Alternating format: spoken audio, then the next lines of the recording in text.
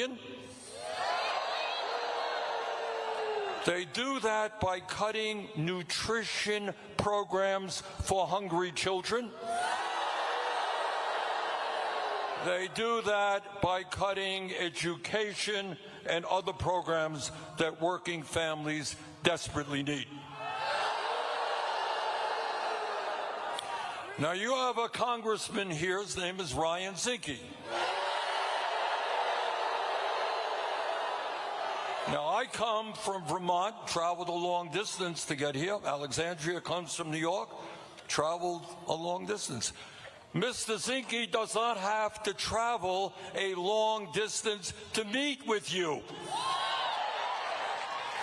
So I would suggest that you ask him to sit down, have a meeting with a few thousand people,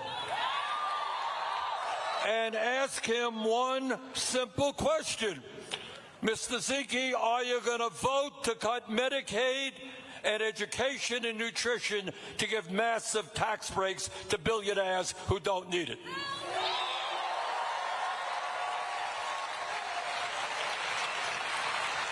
So, Mr. Zinke, have the courtesy to do what we do in a democracy. Sit down and have a little chat with your constituents.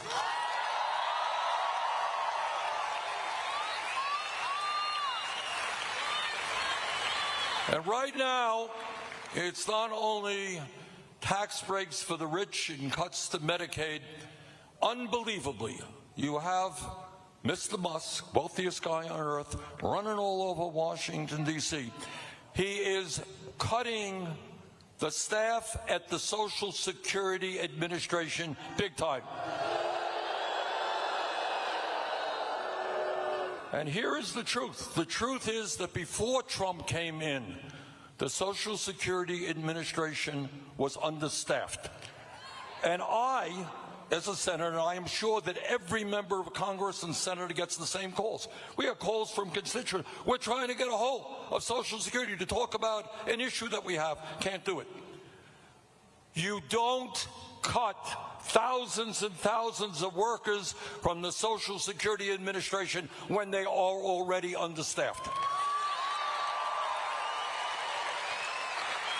And let me tell you exactly what that means.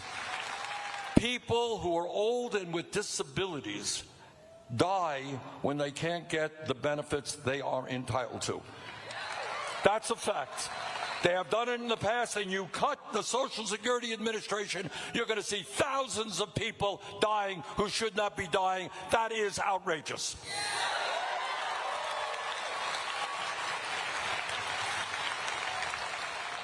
But it is not just Social Security they're going after. You know, the heroes and heroines of this country are the men and women who have put their lives on the line to defend us, our veterans. We got any veterans here today? Any veterans here today?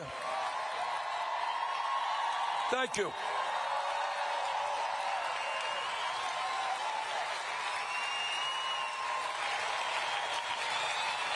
And at a time when the VA, Veterans Administration, is understaffed, we don't have enough doctors or nurses, mental health counselors at the VA.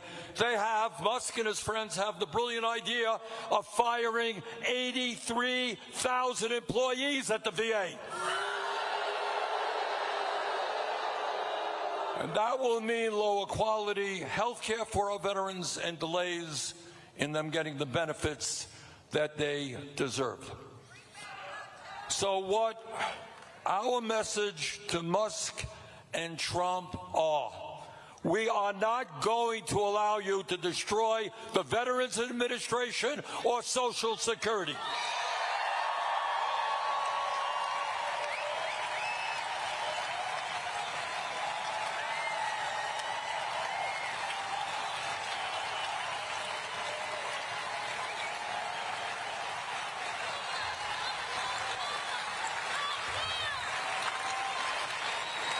Now, when we talk about the kinds of changes we need in America, it's important to understand that the oligarchs do not only have enormous economic power, they do. but they also have incredible and unprecedented political power. During the last election, Elon Musk himself spent $270 million in order to get Trump elected. And his reward for that $270 million was to be made the most important person in the United States government.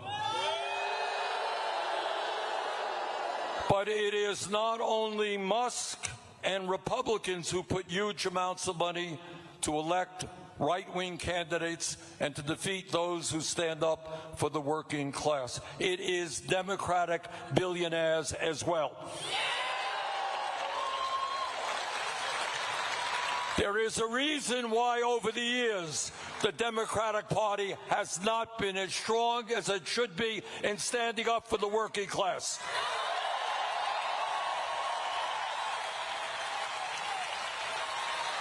And that is the power of big money in the Democratic Party. So I believe honestly that I speak for conservatives, moderates, and progressives, for the overwhelming majority of the American people who understand that there is something fundamentally wrong in our campaign finance system when billionaires can buy elections.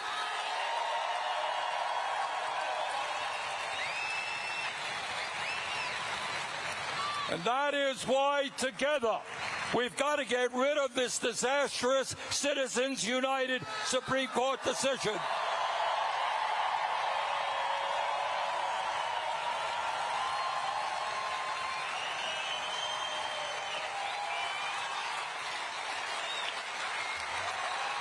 And why we have to move to public funding of elections.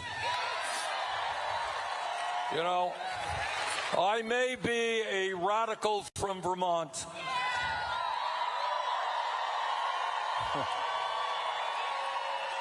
and maybe I'm old-fashioned, but I believe that democracy is one person, one vote, not billionaires buying elections.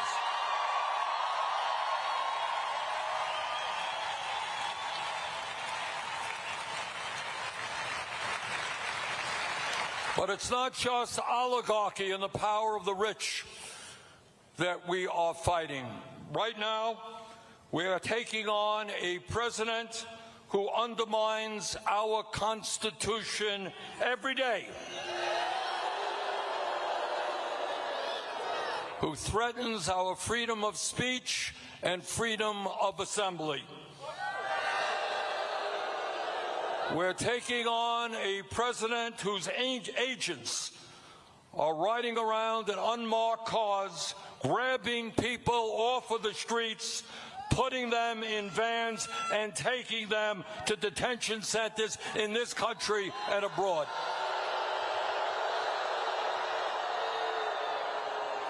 And I want you to picture, some of you may have seen some of those videos. Swarm of Asians come around, surround some woman in Massachusetts, throw her into a car. That is what takes place in dictatorships, not democracies.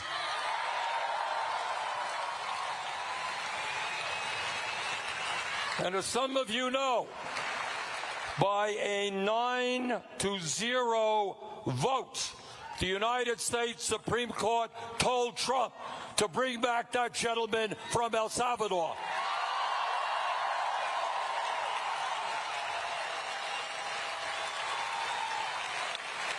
And I think we can all be in agreement. And again, this is not a progressive issue. It's actually more a conservative issue. Our conservative friends say we support the Constitution. Well, if you support the Constitution, you don't throw people into detention centers in El Salvador.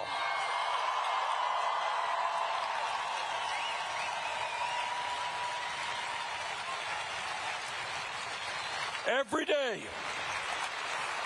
day, Trump is trying to take more and more power away from the Congress. He is, in an unprecedented way, taking on the judiciary. What America is supposed to be about is you have a judicial system, and sometimes they rule for you, sometimes they rule against you. And I got to tell you, I am no great fan of the Roberts Supreme Court. They gave us this terrible decision on Roe v. Wade, on Citizens United, and other bad decisions. But we live in a rule of law. Donald Trump, obey the Supreme Court of the United States.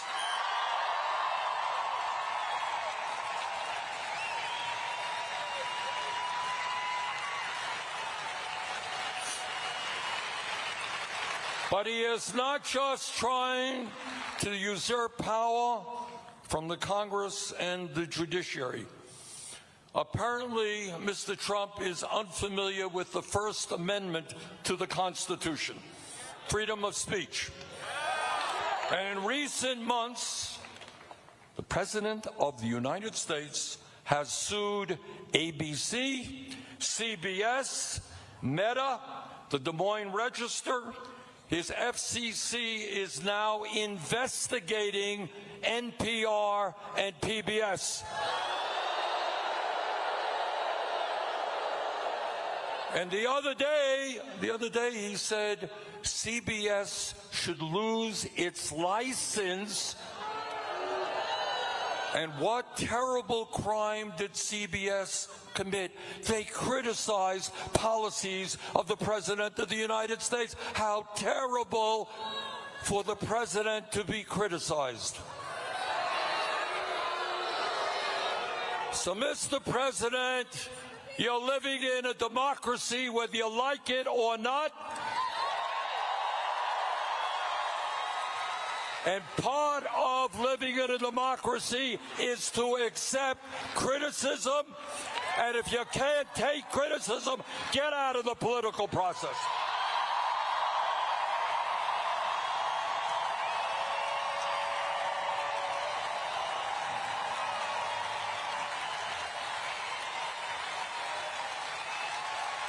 You know, it's really rather amazing suing media who write stories that you don't like. This is a guy who all of you know over the years has been vulgar in his attacks against his opponents. He can dish it out, make terrible comments about anybody and everybody. CBS writes a story that's critical of him. Oh my God, they got to lose their license. But it's not only the media. Unbelievably, he is going after major law firms who have represented clients opposed to his policies. And I say to those cowardly law firms, these are multi-billion-dollar law firms who make huge sums of money every year by doing business in Washington, representing corporate interests. The function of a law firm is to protect the rule of law, not cave in to authoritarianism.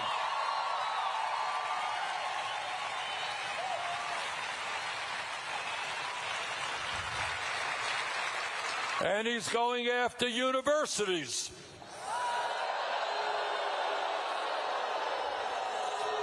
These so-called conservatives who believe in local control now want to tell universities and schools what they can and cannot do. And I want to thank Harvard University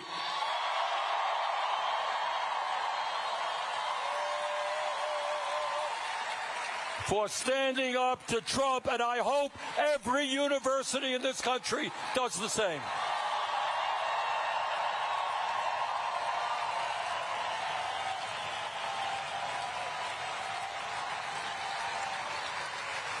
The function of a university, and it is an enormously important effort, is the pursuit of truth, no matter where that truth takes you. That's what it is. Vigorous debate on the University of Montana and every other university. The function of a university is not to collapse in the face of authoritarianism. So universities, stand tall.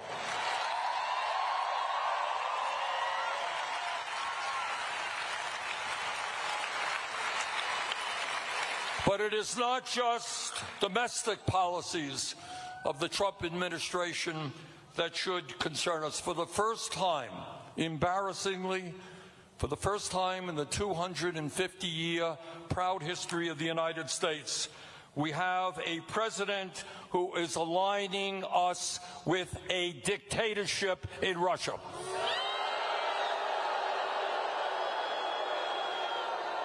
No, Mr. President, Ukraine did not start that terrible war. Russia did.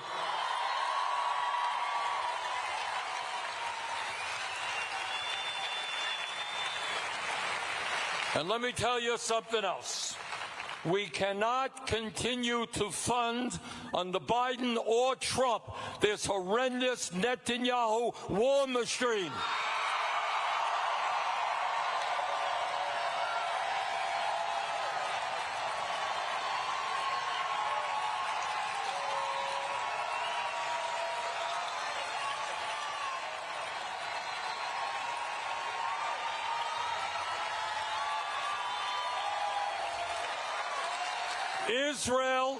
Israel, like the United States and every other country, has the right to defend itself against terrorism.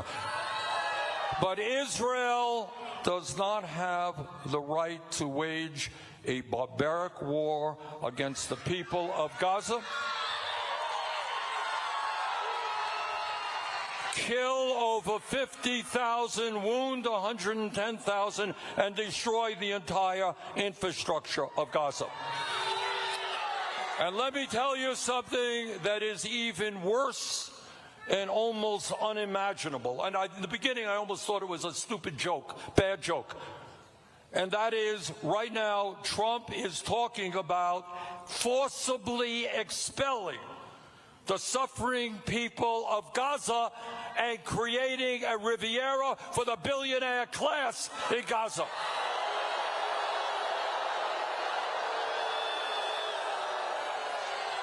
The American people will not ever allow that to happen.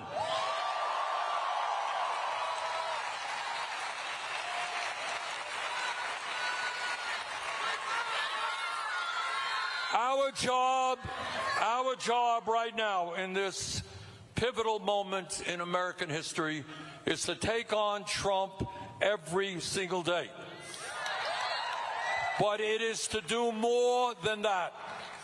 It is to understand that in the wealthiest country in the history of the world, we can do a hell of a lot better than having an oligarchy.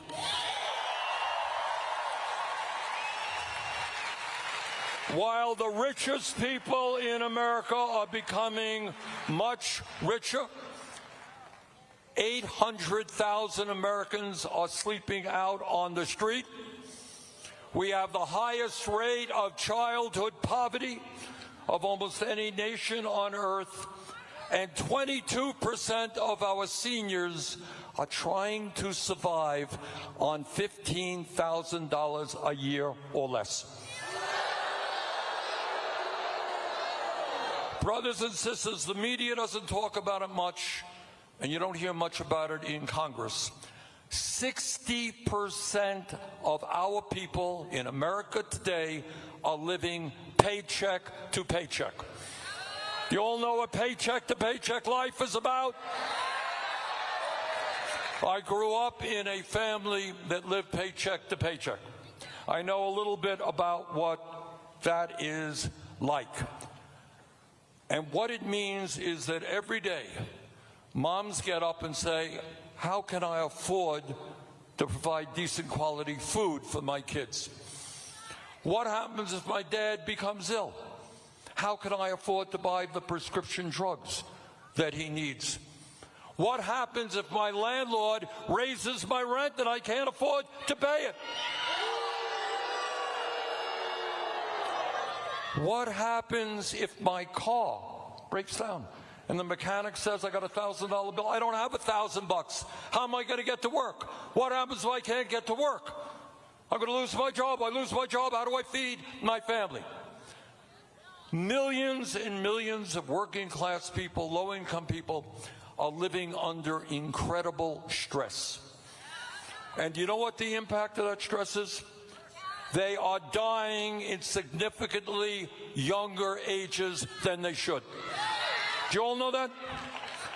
In America today, our life expectancy is 4 years lower than other wealthy countries. But if you are working class in America, you're going to die 7 years shorter than the rich. In the richest country in the history of the world, it is not too much to ask that all of our people have the right to a decent life and decent life expectancy.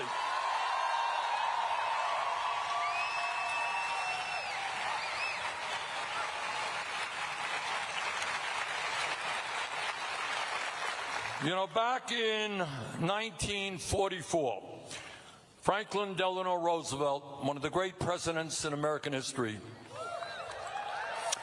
he gave a State of the Union speech, which didn't get a lot of attention because it was in the middle of World War II. But what he said in so many words, he said, you know, in America we have this Constitution, it's great. Freedom of speech, you have the right to vote, freedom of religion, freedom of assembly. But he said, you know what we don't fully appreciate? We don't appreciate that economic rights are human rights. See, what the system does, we are taking on a system of enormous power. And one of the things they are trying to do is to say, you have no rights. Say, hey, we'll let you vote every 4 years to somebody that we paid for. That's fine, no problem. Hey, we bought this guy. You can vote for him. He ain't going to win anyhow. It doesn't matter if you do win. But this is what we will not give you. We will not allow you, as an American citizen, the right to have health care, the right to have decent housing, the right to have a job that pays you a living wage. That we're not going to give you.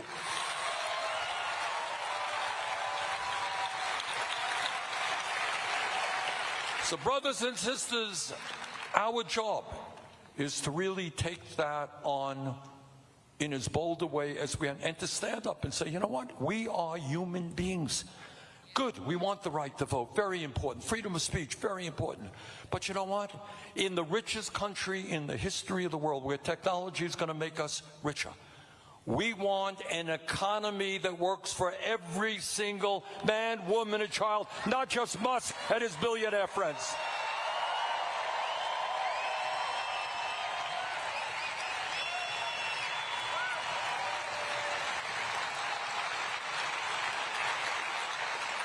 So what does it mean? It means that no, we are not going to cut Social Security. We are going to expand Social Security.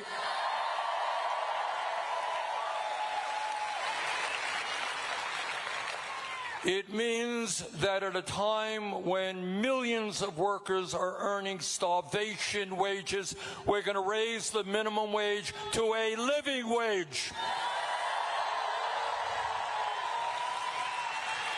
No worker who works 40 hours a week should live in poverty.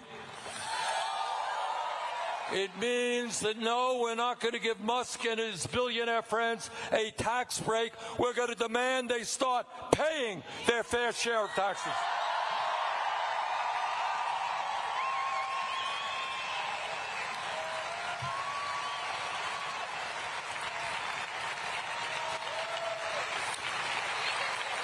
Does anybody here think that the American healthcare system is working well?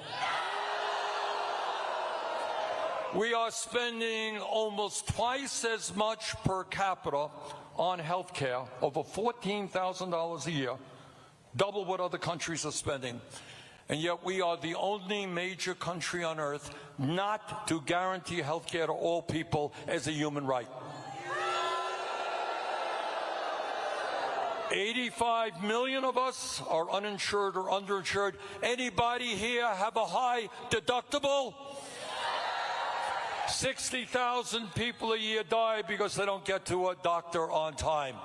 Brothers and sisters, it is not a radical idea to understand that health care is a human right. We must pass a Medicare for all single-payer program.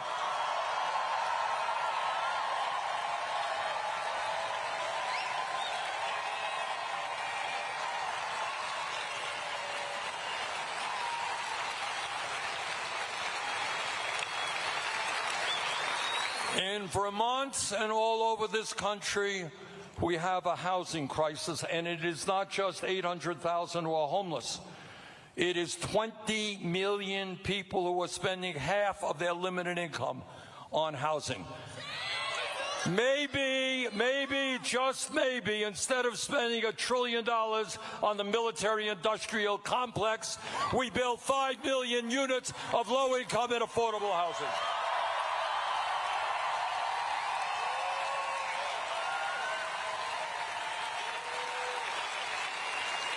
We live in a global economy, and we need the best educated workforce on earth. Young people who want to get a higher education, either in college or in trade school, should not have to go tens of thousands of dollars into debt.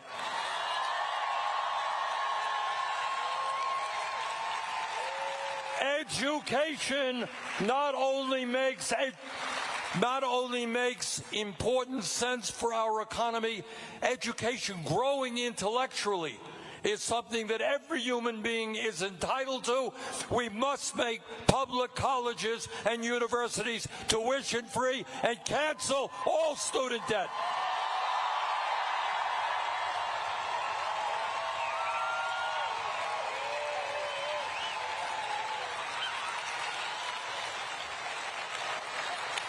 Now, Donald Trump thinks that climate change is a hoax.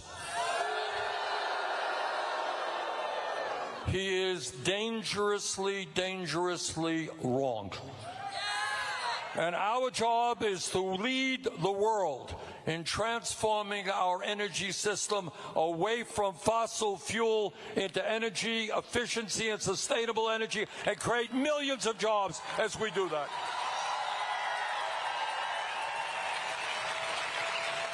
You know, a lot of my Republican friends, they talk about freedom and freedom and freedom. Well, if this is going to be a really free country, every woman in America has the right to control her own body.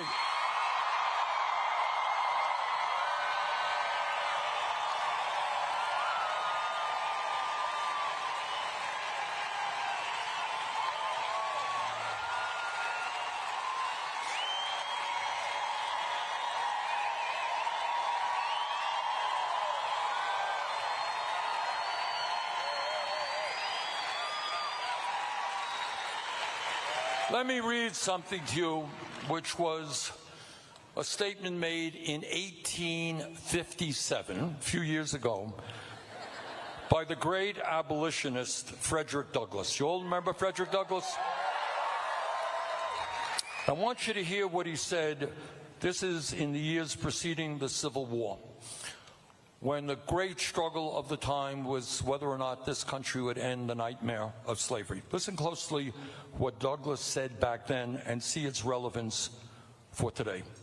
So what he said, and I quote, "Power concedes nothing without a demand." Got that? In other words, nobody on top is ever going to give you something unless you demand it. And then he continued, "It never did and it never will. Find out just what any people will quietly submit to, and you have found out the exact measure of injustice and wrong which will be imposed upon them. And these will continue till they are resisted with either words or blows or with both. The limits of tyrants are prescribed by the endurance of those whom they oppress."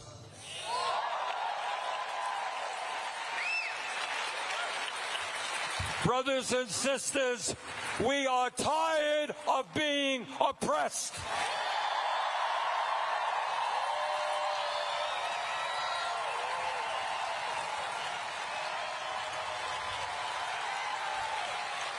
We believe in democracy, not authoritarianism. We believe in an economy that works for all, not just for Musk and his fellow billionaires. Brothers and sisters, let's stand together. Let's go forward. Let us win this struggle. Thank you.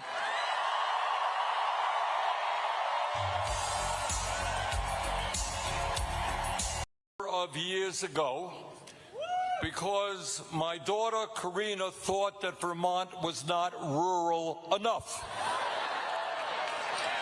So she wanted to go to a real rural state, and she decided to come here to the University of Montana.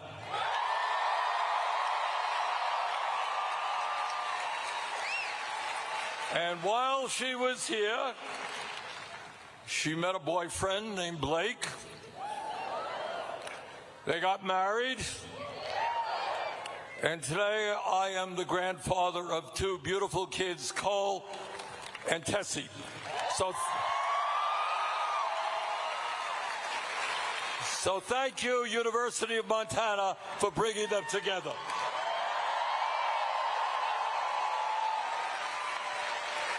And let me thank all of the speakers who have preceded me.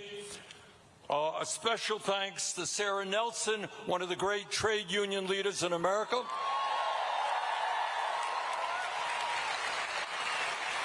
And a very, very special thanks to Alexandria Ocasio-Cortez,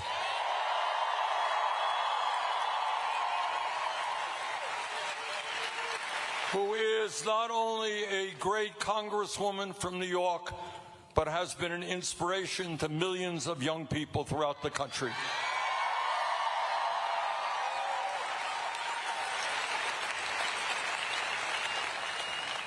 And I want to say a word about Alexandria, which has less to do with her than to do with you. And that is that I think 6 years ago or so, Alexandria was a waitress in New York City. That's what she did. She was a waitress.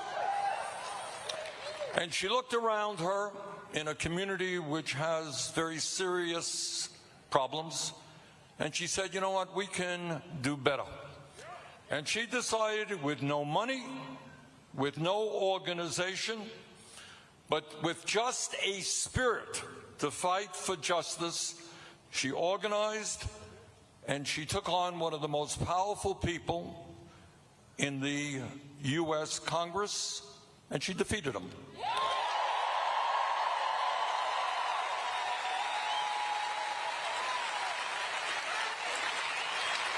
Now, why I say this is not just about Alexandria, it is about you, because I suspect that in this room of 7,000 or 8,000 people and a couple of thousand people outside who couldn't get in, we have a lot of Alexandrias and Josephs and Harrys and Marys. And what we are asking you today is to understand that coming to this rally is just the first step in moving forward to transforming this country.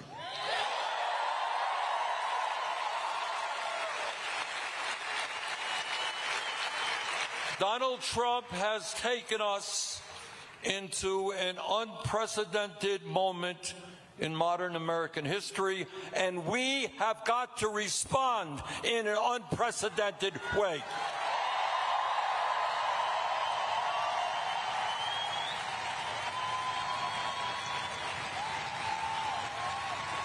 And that means you can't look around and say, well, Alexandria's going to do it, Bernie's going to do it, somebody else is going to do it. Ain't going to happen. You are going to have to do it.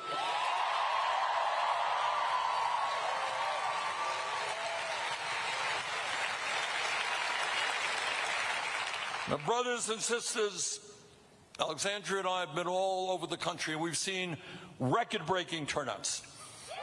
Unbelievable, including right here in Missoula.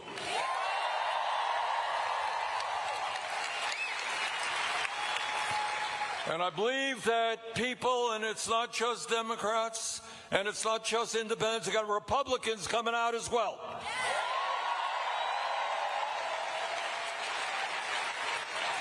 Because they are saying loudly and clearly, we will not allow the United States of America to become an oligarchy.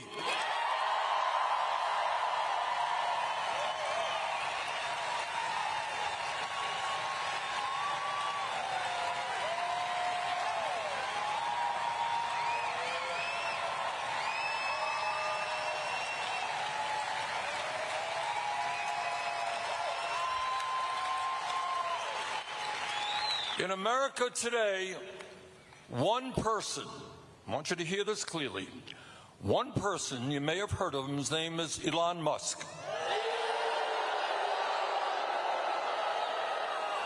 Mr. Musk himself owns more wealth than the bottom 56% of American households. One person owns more wealth than 56% of American households. That is not what this country is supposed to be about.